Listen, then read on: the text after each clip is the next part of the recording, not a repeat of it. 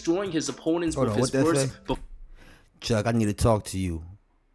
Y'all got a white guy trying to guard me? That's disrespectful. There's not a white guy on the planet that can guard me. Larry Bird tells that to Charles Barkley during an actual NBA game.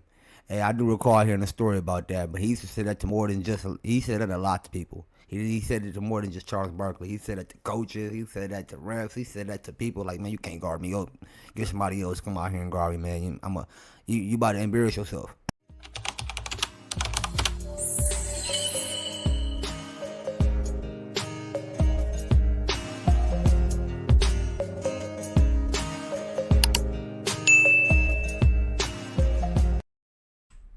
Let's get it. We back.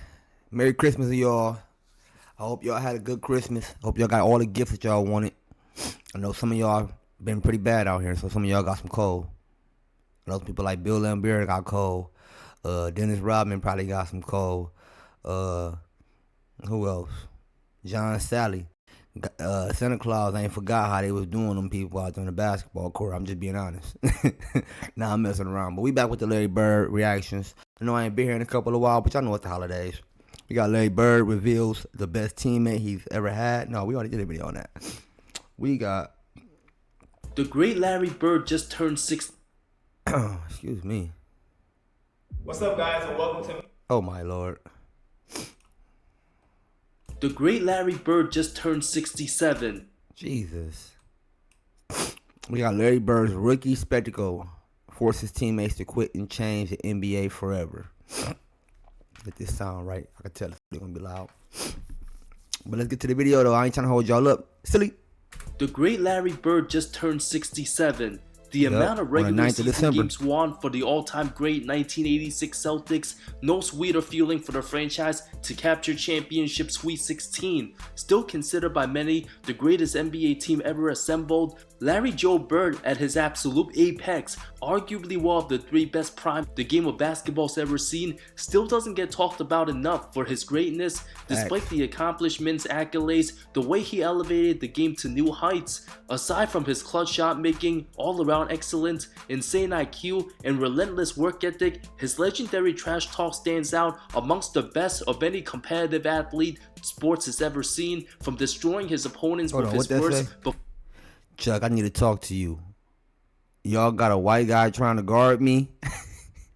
That's disrespectful. There's not a white guy on the planet that can guard me. Larry Bird tells that to Charles Barkley during an actual NBA game. Hey, I do recall hearing a story about that, but he used to say that to more than just, he said that a lot to people. He said it to more than just Charles Barkley. He said that to coaches. He said that to refs. He said that to people like, man, you can't guard me. Go get somebody else come out here and guard me, man. You about to embarrass yourself. Silly. Before things even happened, Larry constantly predicted the future, leaving everyone speechless, being retired for 31 years and counting. Before making his presence known at Indiana State, nobody at the time could have imagined the country boy from the small town of French Lake, Indiana would become the greatest basketball player of his generation. Wow. Years before he stepped foot in the prestigious Boston Garden, the 17-year-old received a scholarship to play under Indiana Hoosiers coach Bobby Knight in 1974. But after 24 days on campus, finding the tough adjustments between his small hometown to an overwhelming large population of Bloomington, still much of an unknown, neither Bird's hometown of French Lake nor West Baton had a daily newspaper at the time, no coverage from radio or a TV station. Likely the main reason why a young Larry barely got any national coverage despite averaging 31 points, 21 rebounds senior year in high school. The lack of media attention might have hurt his transitioning to a big university coming from a town of just 2,000 people. Young Larry decided to attend a small community college but needed to support his family, worked several jobs such as mowing lawns, cutting grass, and drove a garbage truck before a man by the name of Bill Hodges, an assistant for the Indiana State Sycamores basketball team, convinced the teenage phenom to give basketball another shot. After young Larry agreed, the rest was history. After leaving his occupation helping his community in French Lick, Bird later said he enjoyed working outdoors, picking up brushes, cleaning up, felt like he was really accomplishing something, having the chance to make his community look better, the typical blue collar, while many of his 19-year-old future peers got treated like kings, being the man on campus, playing ball for a big program, partying in college. Young Larry Bird worked relentlessly to make ends meet. His tough grinding mentality led him to become who he was on the basketball court, facing heavy adversity, also dealt with the tragic passing of his father when Larry was just 18 years old. Shout out to Larry Bird for having that amazing work ethic. While everybody out was partying and doing whatever teenagers did back then, during they was in college season, he was out working. I know we did a lot of videos about Larry Bird, so I know that he was out there doing that to help take care of his family and stuff like that. But I commend him for that a lot, man. Leading by example, because that work ethic just shows why he had the same work ethic on the basketball court. He always was, trying to put in his all. Never was trying to just slack off. Due to family hardships, after arriving at Indiana State, forced to redshirt a year, didn't start until the 1976-77 season. From age 20 to 22, turned a mid-major program into a must-watch powerhouse. Larry balled out so well in college, led the program all the way to the national. Hold on, Larry, we see you with the honeys over there, man. The secret weapon. You got the honeys right there.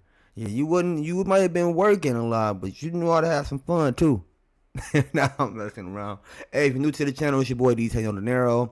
I hope you like the channel, like the video, subscribe.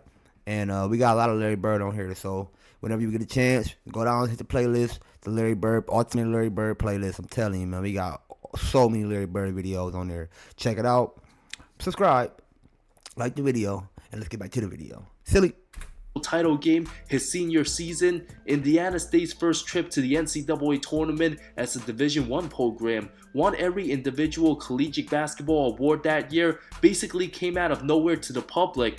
At the time, the most successful NBA franchise, the Boston Celtics, after their 1976 championship, filled with old players breaking down past their primes, the great John Havlicek said farewell to the game in '78, and unmotivated Dave Cowens began losing his enthusiasm for the game. GM Red Auerbach made big personnel changes, traded the beloved 33-year-old Paul Silas, brought in the young Curtis Rowe, fresh off his first All-Star appearance. More on him later on.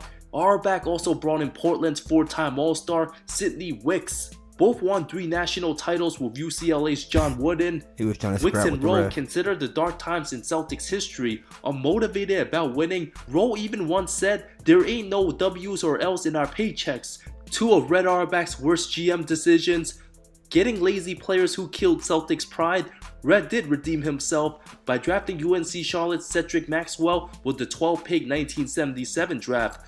The '78 season, Boston finished just 32 wins, the fewest since the pre-Auerbach era. Wow. Having the 6th pick in the draft, Larry still a year of college eligibility, but draft eligible, already having spent 4 years in college. With several teams knowing Bird's on the table, but none of the first 5 wanting to risk waiting a year had Bird went back to college. A fatal mistake by those 5 teams, including his hometown Pacers. Of course, the eligibility rule changed right after what Red Auerbach pulled out. Hey, if y'all know anybody that got drafted the same year that looked like Larry Bird got drafted, please drop some in the comments. Who was Michael or Mikael Thompson? Who was Phil Ford?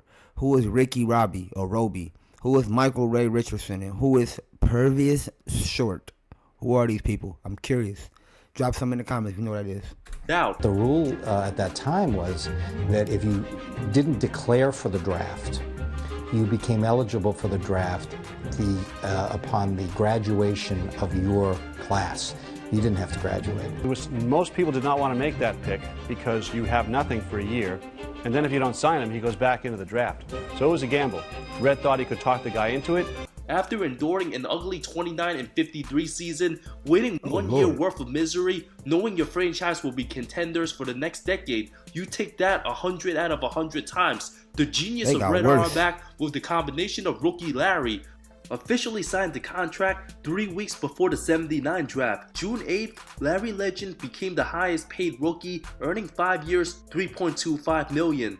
Even before playing a single NBA game as junior eligible when drafted, Red invited Bird to one of the Celtics games. Celtic players infuriated by the welcoming of their next big star. He came to a game and everybody started standing up clapping, and I'm thinking like, what the hell is going on here? This guy, he played the game. They don't even know what he's about, but they just think that, he's going to be the difference. Many labeled him the Great White Hope. Even his own Boston teammates couldn't stand him at first. Such deference meant little to black Celtics like Curtis Rowe, Sidney Wicks, and Cedric Maxwell, who looked at Bird and saw not the Great White Hope, but another case of Great White Hype. Believed he was overhyped, didn't understand why a white guy who couldn't jump, considered slow and unathletic, was possibly gonna dominate the best basketball league in the world, when the best players mostly black. I think that you would say that most black players at the time were racist, in the sense that we did not think that you could find a white guy who could play better than any black guy. Auerbach hired the perfect coach in Bill Fitch, a former drill instructor for the U.S. Marine Corps, an old school guy noted for the intense practices and disciplines, perfectly fitted hand in hand with Larry's personality. Very first practice, 30-year-old Curtis Rowe, way out of shape, blew his chance to play with the great Larry Bird, simply cut during training camp, the failed Paul Silas replacement. Guys were on the floor stretching, and here comes the white savior, here comes this, here comes that. I sort of enjoyed it, because I knew I was going to battle them all day. The Curtis and Sidney didn't last long. They didn't make it through the first practice. They were cut. Bird's presence and demeanor literally changed the Celtics overnight. Having a no BS approach, whoever wasn't built for it simply packed their bags and left. Rowe never played another NBA game again. Of course, Cedric Maxwell still viewed himself as the franchise guy, salty he was gonna get passed over, with the franchise handing over the keys to a rookie who might not look good judging a book by its cover. Sitting over the podium, Larry first arrives, Max claps 3 times, yells, "Great White Hope, here he comes out." Thought he was giving the Rook the business, scoring, talking noise, but didn't realize how good Larry was. Knocks down the first jumper. Max had his hands down. Yeah, that might be a lucky shot, but Larry did it again, and of course again. I'm thinking, he's slow, he can't get off a shot. That's Larry. He's not that strong. This is going to be a layup. Bam, knocks down the jump shot. Maybe that was luck. Gets the ball again. Bam, knocks down another jump shot. Now I'm thinking like, okay, hey, you know what? I'm gonna D this guy up. I'm gonna show him his life. 20 feet away, bam. 25 feet away, bam. My mind just goes to the, damn, this white guy can play. Cornbread came off averaging 19 and 10 on over 58% shooting the previous season. Boston's best player. Is that Robert Parrish back there in the back? Look at him. 0-0 for the Warriors. I can't believe that. I can't believe I just seen that. I'm like, man, don't that look like somebody? That's Robert Parrish, man. Hey, look, look, hey, on some real stuff. The dude right here, number 4, that played for the Warriors, he looked like he about 40. But he really probably like 28. Robert Parrish actually looked the age of probably somebody like around the age of 25 right there. What y'all think? I mean, these dudes back in the day, they used to be looking like they was 50 when they was only in their 20s. I mean, in my opinion, I'm not trying to be rude or anything like that. I'm just being honest. That's what I'm doing. But don't let me get started. Not bad, y'all. Let's get back to the video. Before Bird's arrival, when asked to play against Bird at practice, the 6'8" small forward laughed at those remarks, thinking it'd be a cakewalk. Instead, he got his behind kicked. Coach Red also did not expect Larry to be this good right away. He dive on the floor. He do whatever it takes. He was the most self-motivated player I ever saw. The most self-motivated player he's ever seen. Wow, coming from a guy who's won 9 titles as head coach, having all-time greats Bill Russell, Bob Cousy, and John Havlicek. I guarantee you I'll give 100% every time I come out. And if I get a torn toenail or something, I won't sit out. I'll play as hard as I can every night. And I hope I can bring excitement to the fans, and I'll never give up. I'm sitting here thinking about it. Larry Bird was humble. He was humble and he was hungry. He had the 2 H's. He was humble and he was hungry. Hungry and humble.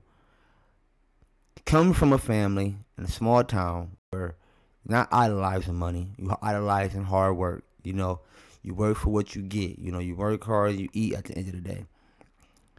He had that mentality on the basketball court. We already talked about his work ethic on and off the basketball court, in the real world and in the basketball world. But after he made that comment about, you know, he don't care, he gonna give 110%, he got drafted to the worst team in the league. If they wasn't the worst team in the league, they was pretty much close to it. They only had won 33 games 2 years before Larry got there, and the year before that, they only won 29 games. That man ain't no loser. When he knew he had a job to do when he got there, and that was to bring his team and bring his team up, uplift them, and take his team somewhere. And that's what he did. And I gotta commend him, man. I don't know.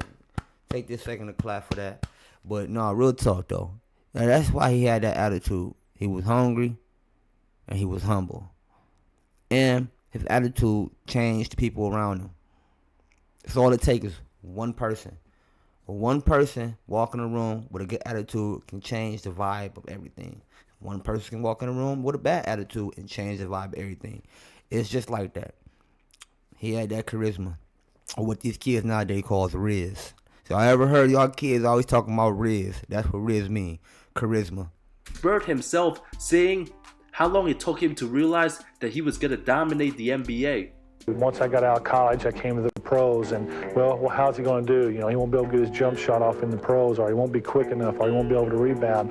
And I think it took me probably 3 days after a rookie camp. I found out that, hey, this league is nothing. I can play in this league, and I will dominate in this league.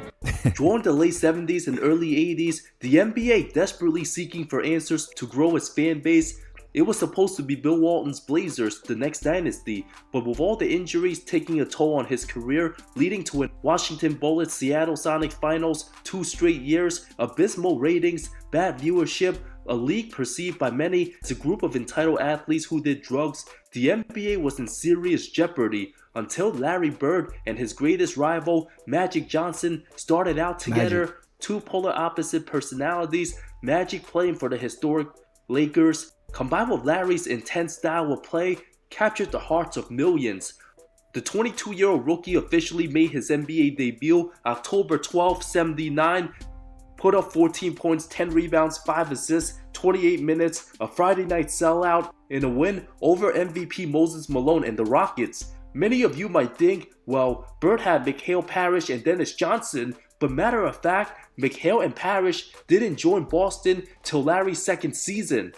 Before Larry even played a game in the NBA, the 22-year-old was asked to write down how many wins he thinks his team will finish. Of course, aiming high, the hopeful Bird wrote down 47 wins. Coach Fitch thought his rookie overly confident. If Boston was to even finish above 500, many fans would have been drilled, but Larry even outdone himself. It was all Bird by himself, who led the single greatest season turnaround in NBA history, at the time transforming the second worst team in the league to a league best 61 wins. One of the craziest stats of them all, absolutely staggering. Larry's unselfish style of play and smarts rejuvenated vets Dave Cowens and Nate Archibald. One of Larry's best performances as a rookie came in a blowout win over the Clippers, a standout moment where he embarrassed Jelly Bean Joe Bryant with a fake pass behind him, made him look away before pulling back, draining the baseline jumper, finished with 36 on San Diego. Despite all the success, it's an absolute travesty. Rookie Bird wasn't even voted a starter to the All-Star team. For the East forwards, it was Julius Erving and a guy named John Drew selected above Bird, while the smiling, media-friendly Magic Johnson voted in as a starter, but the cold-blooded Bird stole the show in overtime, drained a 22-footer, then swished the 3 from almost the same spot. Keep in mind, this was also the first season of the 3-point line. Later grabbed the board late OT, a gorgeous pass to Moses, who missed, but the rookie hustled down court, showing the incredible reflexes, court vision, and creativity. A nasty look away left-handed dime to teammate George Gervin under the basket that clinched the win. Even announcer Brett Musburger couldn't believe his eyes. I don't believe he saw George Gervin. When 32-year-old teammate Pete Maravich tried to give rookie Larry some advice, We talking about a future Hall of Famer, Yeah, we heard one about of the this. best all-around offensive players of the 70s, fresh off 3 straight All-Star appearances. Cornbread recalls this savage story of the two legends. Pete Maravich and Larry Bird. Pete Maravich is pass ball to Larry. Pizza Man goes down and double teams Larry. Larry puts up a tough shot, and timeout's called, and we come to timeout, and Pete Maravich looks over, and Larry says, Larry, they're double teaming you, man. You can't force up those kind of shots. And Larry looks up and goes, if you were any damn good, they wouldn't be double teaming me. This is one Hall of Fame to another one. I was in shock. Absolutely legendary to call out a great who averaged 44 points in college without the three-point line. The fearless rookie Bird always talked the talk and walked the walk. Maravich would then retire from basketball after a brief time in Boston. Of course, most often or not, every rookie's gonna get hazed at some point. It's just part of the business. Didn't he come back? I could have sworn Pete Maravich came back to the league. I could be wrong. Drop some in the comments. I need to know that. I need to know that. Hey, y'all know y'all can also take the time of the video that we stopped and talked about it. Like right now it's 1404, 1402. You can type in 1404 and then, leave your comment. That way I know how to keep track of the conversation.